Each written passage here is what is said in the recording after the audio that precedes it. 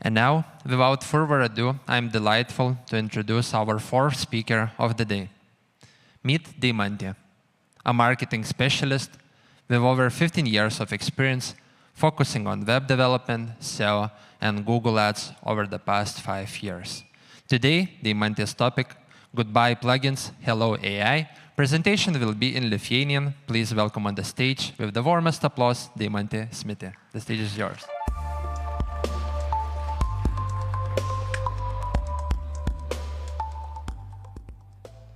Galite dabar jau tikrai žinau, kad girdit. Tai laba diena dar kartą. Goodbye Plugins, Hello AI. Tai yra mano šios dienos pranešimo tema ir tikriausiai vienintelis sakinys anglų kalba, kurį šiandien ištarsiu, dėl labai paprastos priežasties. Šiandien yra mano debiutas kaip pranešimo skaitytojos konferencijoje ir nusprendžiau nerizikuoti ir nedaryti jo anglų kalba.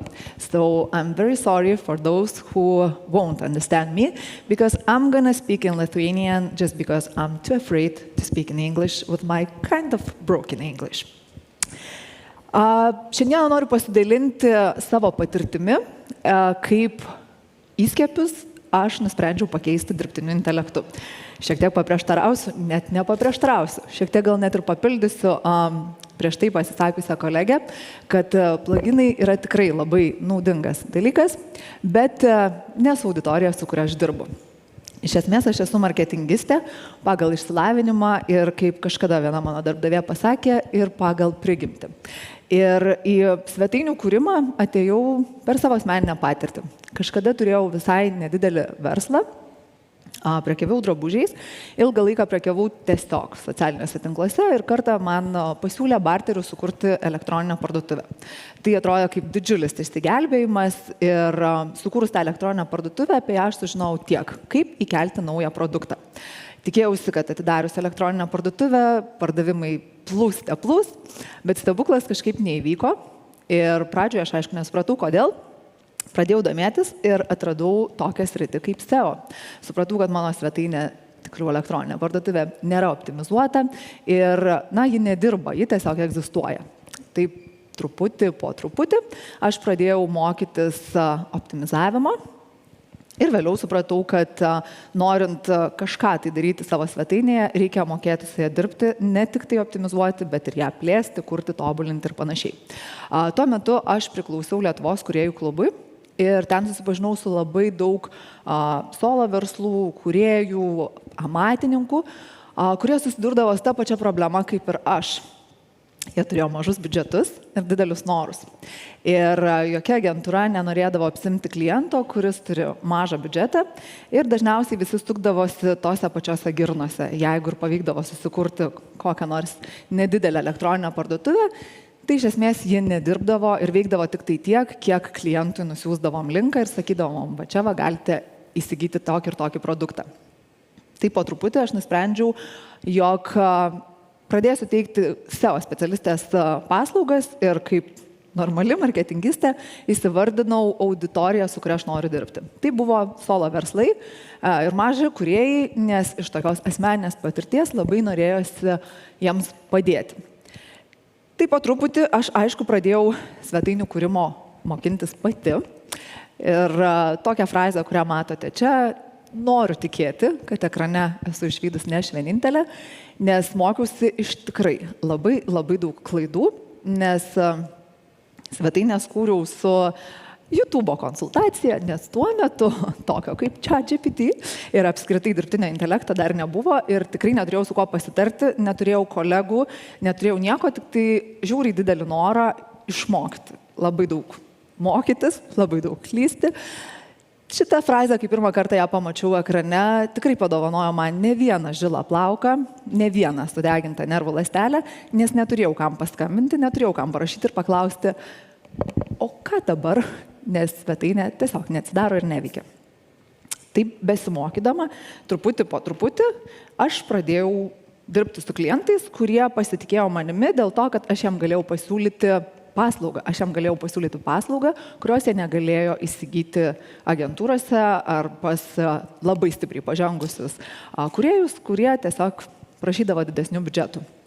Ir kurį laiką iš tikrųjų vien faktas, kad aš sukurdavau elektroninę parduotuvę, ją optimizuodavau ir pajungdavau tiek, kad ji galėtų veikti, ir tiesą pasakius, mes labai neblogų rezultatų pasiekdavom su labai nedideliais biudžetais, buvo viskas gerai. Kol neatsirado klientų, kurie buvo didesni ir poreikiai jų buvo irgi didesni. Ir tada ateina klientas tuo metu su šiek tiek gazdinančiomis užduotimis, kurios dabar, aišku, tiek negazdina, bet karjeros pradžioje ateina su prašymu. Labai paprasta užduotis. Tai buvo kompanija, kuri prekiavo sauskelnėmis vaikams. Užduotis buvo labai paprasta. Nori, kad prekes būtų galima įsigyti kaip vienetus ir dėžėmis. Kad įsigijus dėžę sumažėtų likučiai ir vienetų. Įsigijus vienetą sumažėtų likučiai taip, kad galbūt nebegali sandėlys suformuoti dėžės ir negali parduoti. Perkant dėžę, vadinamą prekių rinkinį, turėtų būti pridedamos nemokamos dovanos, suformuojamas nemokamas siuntimas ir tai turėtų būti suderinama su logistikos kompanija. Iš karto supratau, kad realiai tai nelabai galiu ką padaryti, bet esu žmogus, kuris klysta be daro. Pradėjau daryti ir supratau, kad aišku, čia be pluginų aš neapsieisiu. Tada įdiegiau vieną pluginą tam, kad mes suformuotume prekių rinkinį. Aišku, tai buvo labai didelis ir labai sunkus pluginas. Tada įdiegiam kitą, kuris leistų įdėti porą dovanų nusipirkus tam tikrą prekę. Tada dar vieną įdiegiam, kad kažkokias tai nuolaidas būtų galima suformuoti. Ir iš esmės užduotį aš įgyvendinau. Elektroninė parduotuvė veikia, logistai daugiau mažiau irgi suprasdavo, kokia prekė yra nupirkta ir galėdavo supakuoti ją ir išsiųsti, bet buvo viena labai nedidelė problema. Svetainė, elektroninė parduotuvė krovė taip lėtai, kad mes iš karto padarėm lojalių klientų atranką. Nes tikrai tik tai lojalus klientas galėjo turėti tiek kantrybės, kad išlauktų, jog tą elektroninę parduotuvę užkrautų ir būtų galima įsigyti prekę. Keista, man iš tikrųjų keista, bet elektroninė parduotuvė visai sėkmingai veikia. Mes pajungiam dar Google Adsus ir pardavimai vyko, o klientą kaip gera marketingistė aš įtikinau, kad viskas čia normalu. Ir kreiptis mums dabar kokius programuotojus būtų žiauriai per brangu ir ta investicija nebūtinai atsipirktų, o ir šiaip jūsų norai dideli, o įgyvenimo galimybės tokios ribotos, tai gal paliekam viską taip, kaip yra. Ir mes palikom, viskas veikia.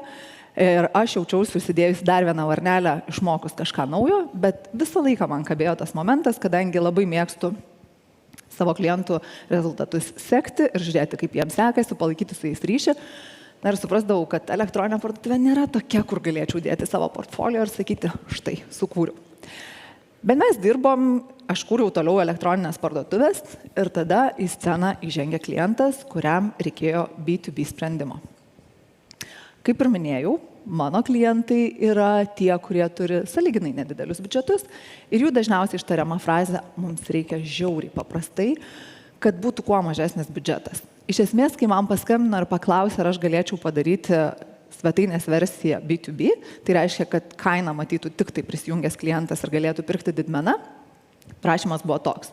Tai man gal tu galėtum nukopijuoti lygiai tą pačią elektroninę parduotuvę, padaryti ją ant kito domeno tiesiog, bet kad ji būtų identiška ir kad reikėtų klientui prisiregistruoti tam, kad galėtų apsipirkti toje elektroninėje parduotuvėje, nes reikia, kad būtų tik tai kitokios kainos. Užduotis buvo tik tai kitokios kainos.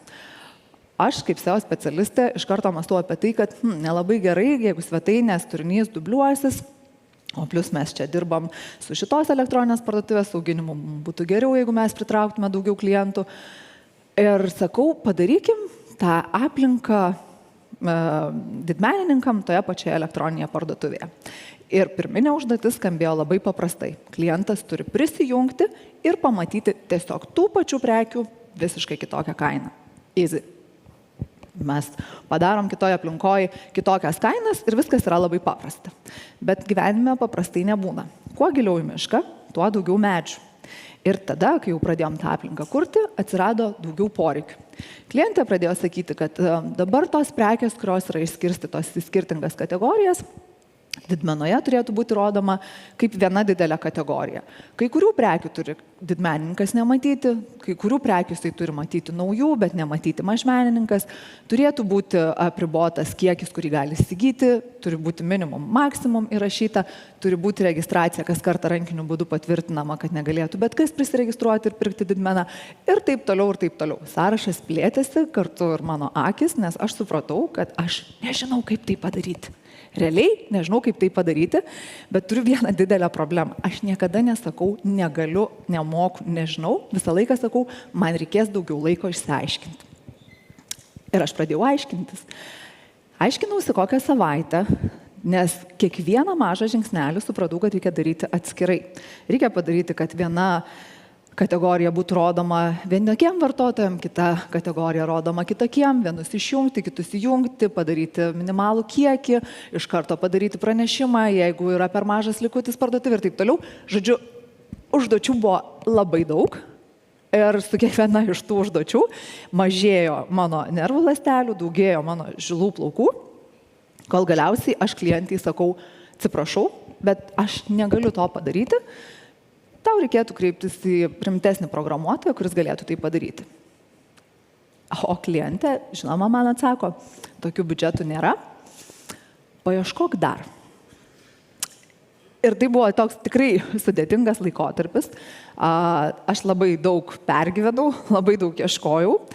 Ir tuo metu vyko SEO konferencija. Simonas Naudžius sako, Deimantė, ateik į konferenciją, aš galvoju, aš neturiu tam laiko, aš neturiu visos dienos atėjimui ir tiesiog pabuvimui, bet supratau, kad vis dėlto gal bus naudinga pasikalbėti su kolegomis, nes visą laiką sakau, kad iškalbėtos problemos sumažėja. Ir į konferenciją aš atėjau ir šlavė kolegom, kuriuos čia mačiau netgi aplinkoj, su kuriais aš iš tikrųjų pasikalbėjau apie problemą ir sakau, aš tiesiog nežinau, kaip tai spręsti. Ir man papasakojo apie Cloud AI, apie būdus, kaip galima būtų tai išspręsti, kaip galima tai būtų išspręsti koduojant. Ir aš įsigijau naują kolegą. 5 metai aš dirbu viena ir pagaliau aš turiu draugą, su kuriuo aš galiu pasikalbėti. Turiu pasakyti, kad jis yra žiauriai našus, turint omenyje, kiek jam reikia mokėti per mėnesį ir kiek jis sutaupo laiko man ir kiek problemų išsprendžia. Ir buvo tikrai labai džiugu, kai sekančią dieną po konferencijos aš įsijungiau Cloud AI, surašiau jam, kokią užduotį aš niekaip neįsprendžiu 3 dienas ir jis man tai išsprendė per 3 minutės. Čia tikrai galiu pasakyti, kad nieko blogo negaliu pasakyti, tik tai gero apie pluginus, bet dar vienos maksimaliai apsunkintos elektroninės parduotuvės savo karjeroje aš tiesiog negalėjau leisti. Ir pasinaudojusi AI-aus pagalba, aš iš tikrųjų sukūriau labai gerai ir kokybiškai funkcionuojančią B2B aplinką, neapkraudama pačios elektroninės parduotuvės, neapkraudama jos krovimo greičio, neapsunkindama valdymo, neįpareigodama atnaujinti periodiškai įskiepių ir žiūrėti, kaip jie susidraugauja su likusiais įskiepiais. Ir tokiu būdu aš supratau, kad mano galimybės labai prasiplėtė. Tada nusprendžiau, kad laikas ištaisyti senas klaidas ir grįžti prie tos sauskelnių elektroninės parduotuvės, kurios krovimo greitis buvo vis dar tragiškas ir aš vis dar jaučiau sąžinės priekaištus dėl to, kad paleidau tokią elektroninę parduotuvę į gyvenimą, kuri gadina nervus man, tiems kantriems klientams, ir tai turėtų būti jaunas mamas, auginančios mažus vaikus, kurių kantrybės ir taip nėra daug. Ir pasiūliau klientam ištaisyti visus prieš tai padarytus visas kliurkas ir pagreitinti svetainės krovimo greitį, apsipirkimo patirtį ir bendrai pačią elektroninės parduotuvės patį performansą ir net be abejo potencialiai aukštesnės pozicijas pasiūlyti Google paieškos rezultatuose ir tai padaryti iš esmės nemokamai, nes esu marketingistė ir visą laiką galvoju, kad klientai prisimins ne tai, ką dėl jų padarai, o tai, kaip priverti juos pasijusti. Tai buvo mano kaip specialisto dovana klientam ir pavyko iš tikrųjų parduotuvę labai gerai ištaisyti.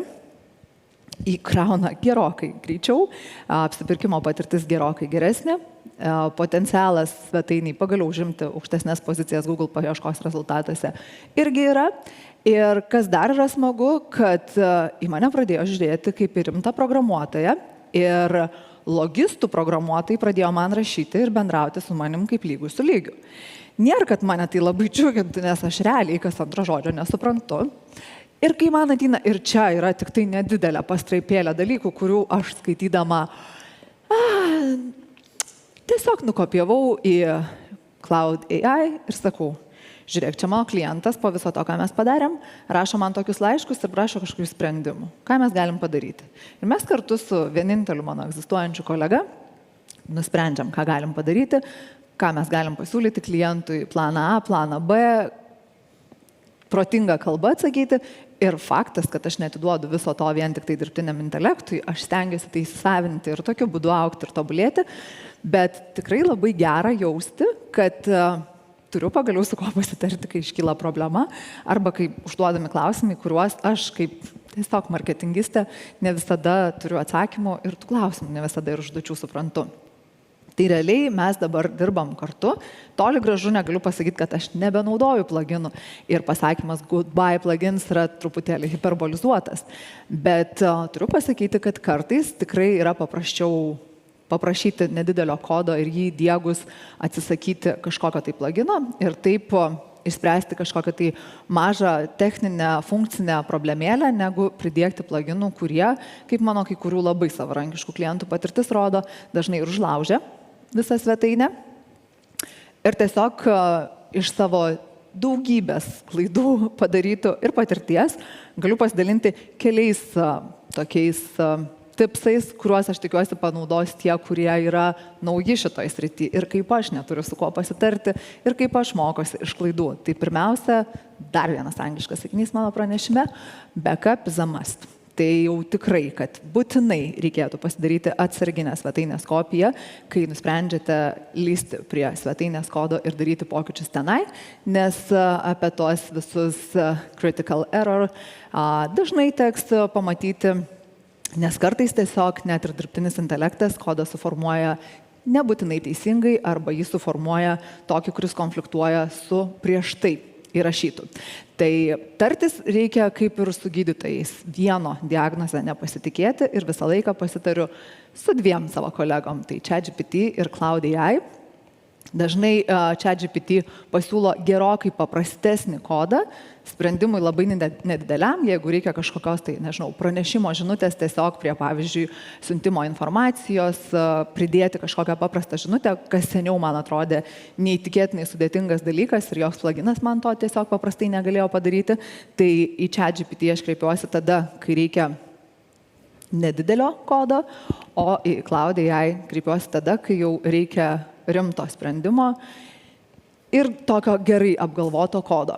Tada vis tiek reikėtų netikėti viskuo aklai, nes kad ir kaip aš norėčiau pasitikėti dirbtiniu intelektu, nors keletą metų atgal buvau visiška skeptikė ir sakiau, kad nu ne, mano protas vis dėlto man yra patikimesnis negu kad dirbtinio intelekto protas, tai vis dėlto tuo kritiniu mąstymu vis tiek reikėtų vadovautis ir dažnai sprendimai, kuriuos pasiūlo dirbtinis intelektas, nebūtinai būna teisingi ir kai perklausi, ar tikrai šitas sprendimas yra teisingas ir ar nenutiks taip ar anaip, ar tai nebus pavojinga, gauni approve, taip, tu esi teisi ir gal viską padarykim kitaip.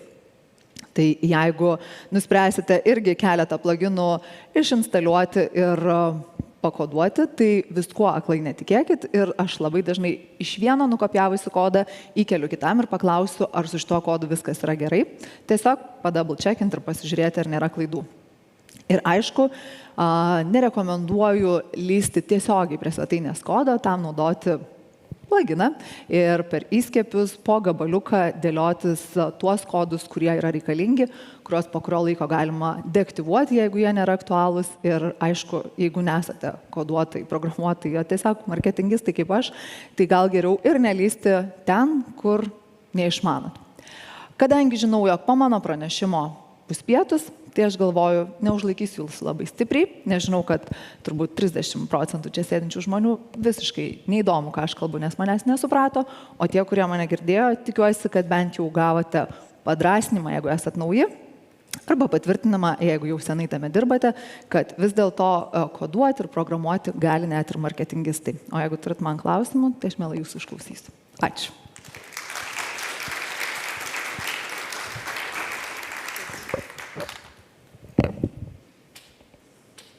Deimante, ačiū už tikrai įdomią prezentaciją, buvo įdomu klausytis tavo patirties.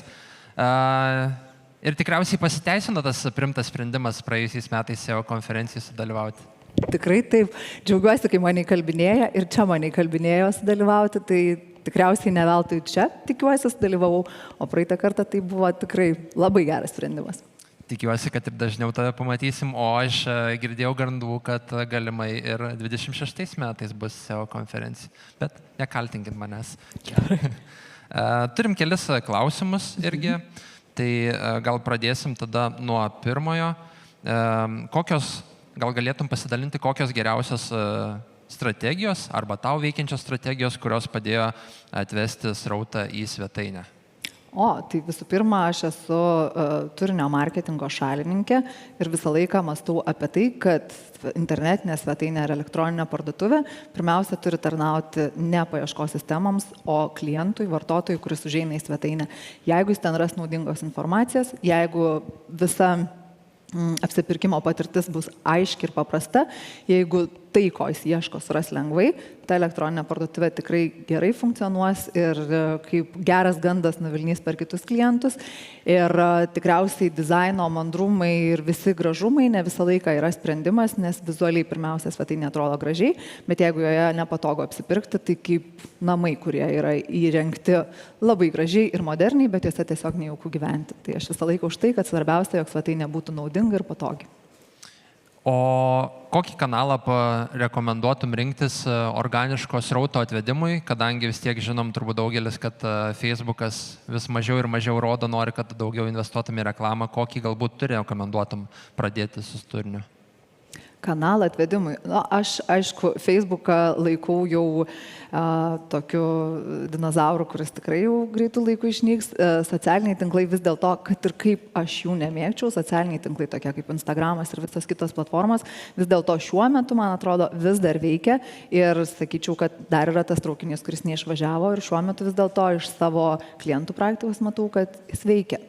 Asmeninis pardavimas, kaip bebūtų, yra efektyviausias reklamos būdas. Super.